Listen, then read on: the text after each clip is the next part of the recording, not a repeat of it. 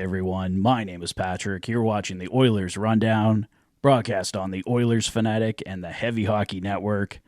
The Edmonton Oilers officially on their 2-week break now for the Four Nations face-off, except for, of course, Connor McDavid, Victor Arvidsson, and Matthias Ekholm representing their countries in the Four Nations tournament, but the rest of the team gets a much-needed break. We know there was a flu going through the team. They look tired. I think this 2-week break is coming at the absolute perfect time for the Edmonton Oilers. They currently sit third overall in the NHL standings with 72 points, just behind the first place Winnipeg Jets with 81 and the second place Washington Capitals with 79. And the Oilers are, of course, sitting in first place in the Pacific Division, 2 points ahead of second place Vegas. But it's not all sunshine here in Edmonton. There's a big gray cloud, and his name is Stuart Skinner, and he's putting a lot of the fan base in a foul mood. Stuart Skinner did not survive the first period for the Edmonton Oilers last night as they were taking on the Colorado Avalanche. He was pulled in favor of Calvin Pickard after giving up 3 goals in the first. Head coach Chris Knobloch had this to say following the game: "The first 2 goals I felt he could have had." Oilers insider Bob Stauffer had this to say following the game last night: "Stuart Skinner's numbers against good teams, concerning for Edmonton as well. And that is something that the Oilers are going to have to consider here at some point." Stuart Skinner's record against elite teams this season is 2-9-2. Both of those 2 wins coming over the Colorado Avalanche this season, and if he had stayed in for last night's hockey game, that record could very well be 2-10-2 right now. So, yeah, it's looking a little bit concerning for the Edmonton Oilers and Stuart Skinner against some of the best teams in the NHL, who he will obviously face in the Stanley Cup playoffs coming up. So, can we expect a move? Well, there was an interview with GM Stan Bowman the other day by Pierre LeBrun with The Athletic. I covered it in my Friday video, but here's the excerpt where they talk specifically about the Edmonton Oilers goaltending. Pierre LeBrun starts, "And finally, there's goaltending. There has been talk among Edmonton media and fans, again, about whether the Oilers need an upgrade over Stuart Skinner, which I find surprising. I'm not saying he's perfect, but Skinner helped get the Oilers to within a win of the Cup last spring. Is there even an upgrade on him available on the market? I do believe John Gibson from the Anaheim Ducks would waive his no-trade clause to go to Edmonton, so there's that.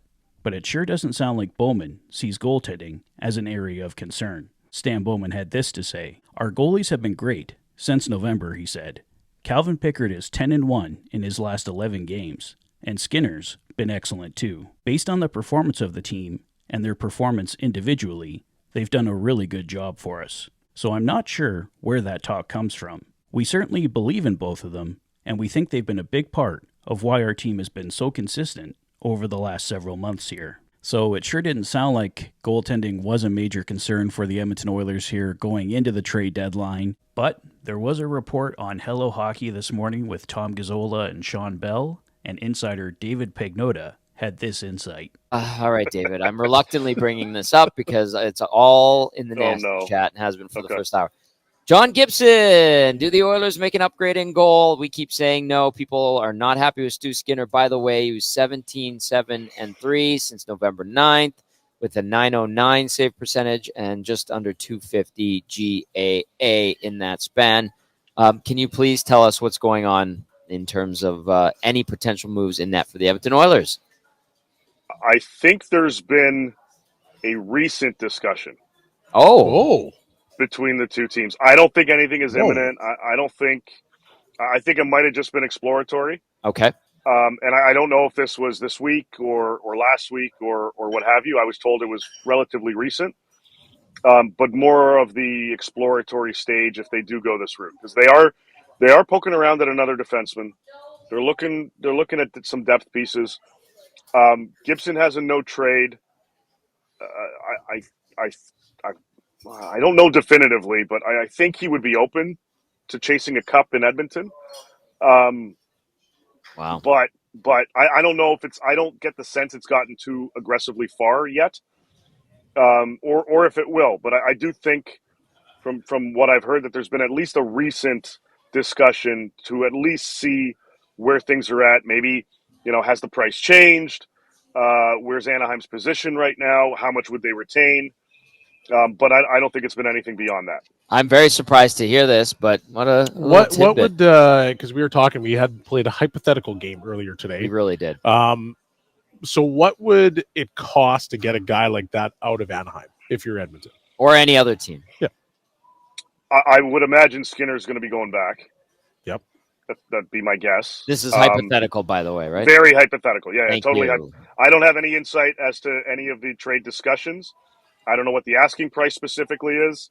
I'm just guessing. If I'm Edmonton, I'm probably throwing Skinner back because you got to try to make money work. I'm still asking Anaheim to retain a little bit because they will, if they're incentivized to do it. But you're probably looking at that and a top level prospect, depending on and the degree of the prospect would depend on, again, how much money is retained. That's a steep price still. Yep. So based on David's report there, the price would be steep for John Gibson if the Edmonton Oilers do go that route. It looks like they were at least exploring it, but as David notes here, nothing saying that anything is close or even going to happen. So I don't know. It's something to monitor here. The Oilers have another 7 games before the trade deadline on March 7th once they return from the Four Nations break, and I imagine we see a lot of Stuart Skinner in that time period, so the Oilers get their official, minds made up on the matter. Price sure sounds steep. I would not want to give up Sam O'Reilly or Matt Savoy in a John Gibson deal, so behind those two guys, I don't know what even the top prospect is that the Anaheim Ducks might want in that deal, and I don't know if I'm really ready to give up on Stuart Skinner either. I think if the Edmonton Oilers did bring in another goaltender, I'd want Skinner to be part of that tandem. I just hate to see Stuart Skinner leave Edmonton and then turn into an elite goaltender with somebody else. And it can be argued one way or the other whether you think Stuart Skinner will eventually become that goaltender or if he's already reached his peak here in year 3 in the NHL. So I don't know. I've always been a big believer in Stuart Skinner. I think he can be a capable goaltender for the Edmonton Oilers.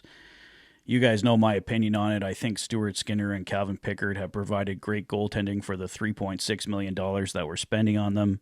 If Stuart Skinner was making $7 or $8 million right now, I'd say he's well below performance reward for us on that. But for $3.6 million combined, I think the goaltending's been fine.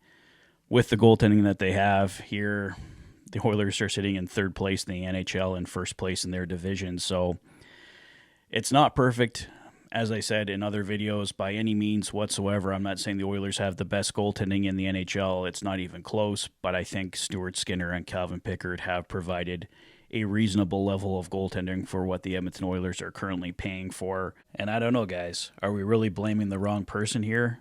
Does the blame lay at the feet of goaltending coach Dustin Schwartz?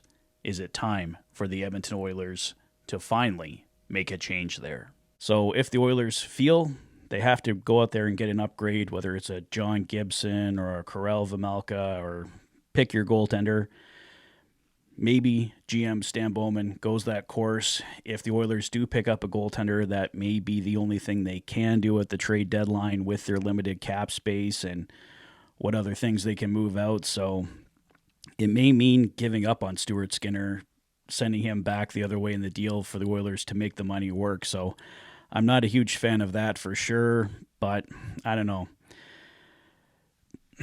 I don't know what else to say on the matter, guys. I know Stuart Skinner's not perfect. I know Calvin Pickard's not perfect, but Calvin Pickard has definitely been elite for a backup goaltender this year. No two ways about that. And Stuart Skinner, he has to be better against the stronger teams. There's obviously no debating that as well. 2-9-2 is not getting the job done, but maybe the Oilers, if they improve the defense in front of them, can get close enough. I mean, they got to Game 7 of the Stanley Cup Finals last year with Calvin Pickard just filling in a couple games in the playoffs, and Stuart Skinner did it the rest of the way for them. They were 2 goals away from winning the Stanley Cup last year, so I don't think you can use the argument that Stuart Skinner can't win you the cup. Clearly, he almost did. But if John Gibson does become an Edmonton Oiler here in the weeks to come, so be it. Let's see what happens. Let me know your thoughts on everything in the comment section below. If this is your first visit to the channel and you like what you see, please consider liking and subscribing. for all the latest Oilers content. You've been watching the Oilers Fanatic. Thanks for being a fan.